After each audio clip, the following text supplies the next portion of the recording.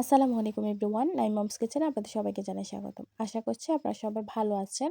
আজকে আমি আপনাদের সঙ্গে শেয়ার করব আমাদের নোয়াখালীর খুবই জনপ্রিয় একটি পিঠা। আজকে তৈরি করব মেরা পিঠা বা চাইনা পিঠা। এই পিঠাটাকে আমাদের ফেনী নোয়াখালীতে কিন্তু চাইনা পিঠা বলে। আমি একদম সহজভাবে পিঠাটা তৈরি করার চেষ্টা করছি। আশা করছি আমার আজকের রেসিপিটি আপনাদের কাছে ভালো লাগবে। তাহলে চলুন রেসিপিটি শুরু করি। প্রথমে আমি একটা প্যানে দিয়ে দিচ্ছি 1 কাপ পানি।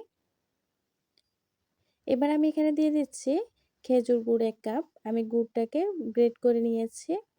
গুড়টা যেন খুব সহজে গলে যায়। গুড়টা দেওয়ার পর এখন আমি গুড়টাকে কিছুক্ষণ জাল করে নিচ্ছি। কিছুক্ষণ জাল করে নেওয়ার পর গুড়টা ভালোভাবে গলে গেছে। আমি এই পর্যায়ে অফ ক্যামেরায় পরিমাণ মতো কিছুটা লবণ দিয়ে দিয়েছি। দিয়ে দিচ্ছি আমি এখানে ফ্রেশ কোরানো নারকেল 1 কাপ। এবার আমি এখানে দিয়ে দিচ্ছি শুকনো চালের গুঁড়া 2 কাপ।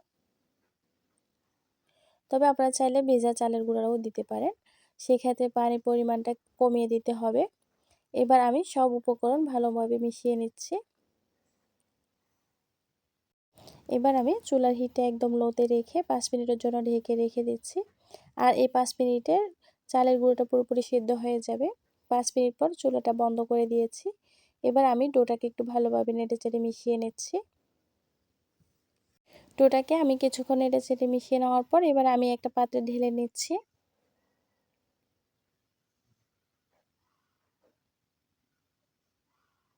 ডোটা কিন্তু কিছুটা গরম থাকা অবস্থায় ভালো মতো মথে নিতে হবে। ডোটাকে গরম থাকা অবস্থায় মথে নিলে ডোটা কিন্তু খুব সফট থাকবে। ডোটা যতটা ভালো মতো মথে নেবেন ডোটা ততটা মসৃণ হবে।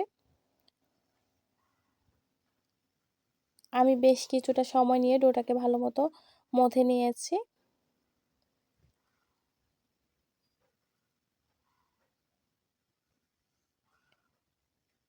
ডোটাকে ভালো মতো মথে নেওয়ার পর একদম মসৃণ হয়ে গেছে। এবার আমি এখান থেকে একটা লেচি কেটে নিচ্ছি।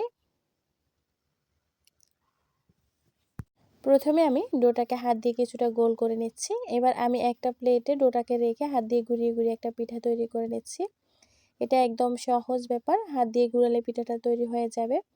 বলে বোঝানোর মতো কিছু নেই। তবে প্রথম অবস্থায় কিছুটা তেড়াবেঁকা হলেও সমস্যা নেই। এই পিঠাগুলোকে আপনারা আপনাদের পছন্দ মতো শেপ দিয়ে তৈরি করে নিতে পারেন। আপনাদেরকে বোঝানোর সুবিধার্থে আমি আরও একটা পিঠা তৈরি করে দেখাচ্ছি।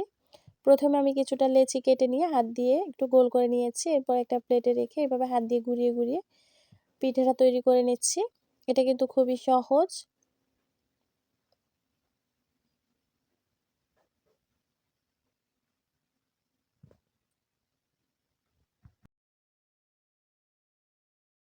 একইভাবে আমি সবগুলো পিঠা তৈরি করে নিচ্ছি।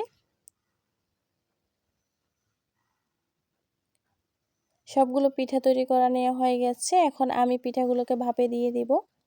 তার জন্য আমি চুলায় একটা পাতিলে কিছুটা পানি দিয়ে দিচ্ছি।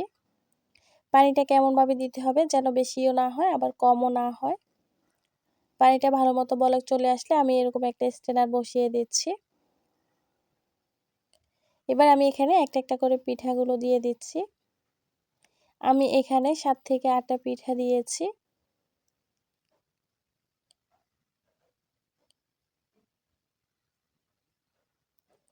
পিঠাটা দেওয়ার পর আমি এখন এটাকে ঢাকনা দিয়ে ঢেকে দিচ্ছি 10 মিনিটের জন্য।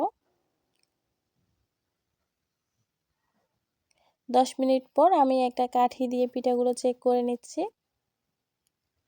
আমার কাঠিটা একদম ক্লিন এসেছে। আমার পিঠাগুলো হয়ে গেছে। এবার আমি বাকি পিঠাগুলোকেও একইভাবে তৈরি করে নেব। দেখতে পাচ্ছেন আমি কতটা পারফেক্টভাবে পিঠাগুলো তৈরি করে নিয়েছি। এবার আমি একটি পিঠা আপনাদের সঙ্গে ভেঙে শেয়ার করছি। পিঠাটা কতটা সফট হয়েছে দেখে নিশ্চয় বুঝতে পারছেন। এটা খেতেও কিন্তু অসম্ভব মজাদার হয়েছে। এই পিঠাগুলো আপনারা চাইলে গরম গরম পরিবেশন করতে পারেন। তবে আমার কাছে মনে হয় ঠান্ডা হলে পিঠাগুলো খেতে বেশি ভালো লাগে। সেম রেসিপি ফলো করলে আপনাদের পিঠাগুলো হবে এরকম পারফেক্ট। আশা করছি আমার আজকের রেসিপিটা আপনাদের কাছে ভালো লেগেছে। বিদায় নিচ্ছি আজকের মতো। আসসালামু আলাইকুম।